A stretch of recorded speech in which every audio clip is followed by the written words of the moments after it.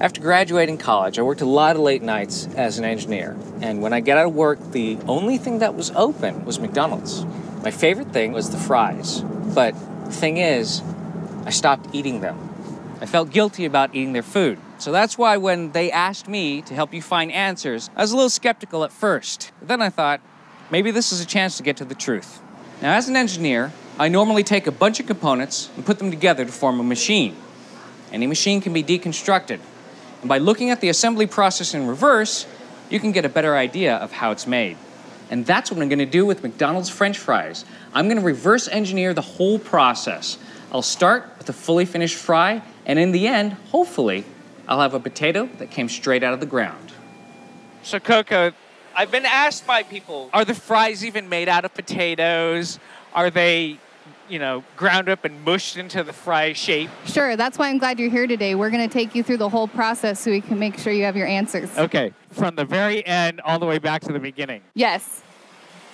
We're at the end of the freezer tunnel. Now, I know what you're thinking. These look like potatoes, but are they really potatoes? Let's go check out the rest of the process. All right. So this whole thing is the freezer tunnel. Yes, it's about 50 yards in length. So the fries go in unfrozen, they come out frozen. What about me? What if I went in one side and came out the other? It would turn you into a Grantsicle. So what's before freezing?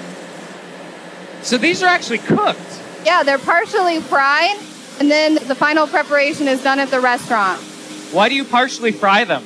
Well, we want to make sure we get that crisp outer shell. Yes. I like that part. Yeah. So before they're partially fried, what happens?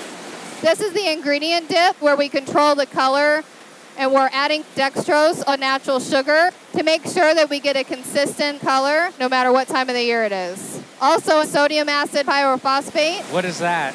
That's going to make sure that we control the graying after freezing. So this is all about maintaining consistency all throughout this process. Yes. It's no wonder that the fries always taste the same. They always taste really good. Well, let's keep going back. All right, Coco, so here's a big one. Now, I've been asked by people to show them the machine where you take the mashed up potato goo and you inject it into these molds in order to make the perfect French fries. We don't do that here. Behind us, you can see whole potatoes coming at us.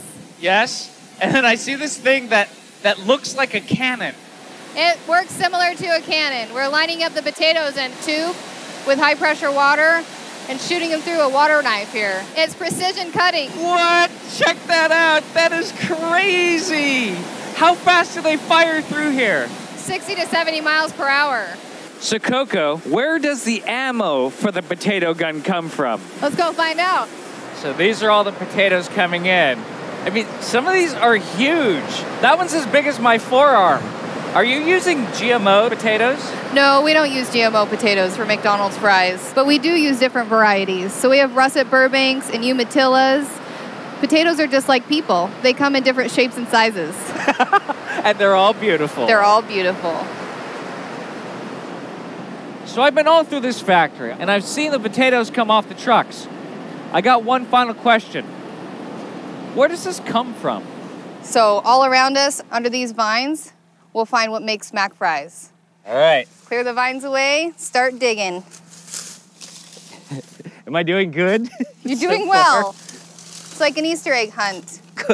Oh, this is like the worst Easter egg ever. This is it, right?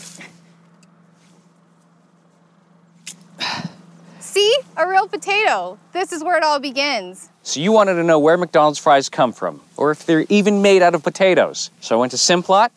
I went backwards through the whole process, saw exactly how they're made, and traced it all the way back to here, to this, potato. Pretty simple. I know you have questions. I have questions too. So keep asking, and I'll find the answers.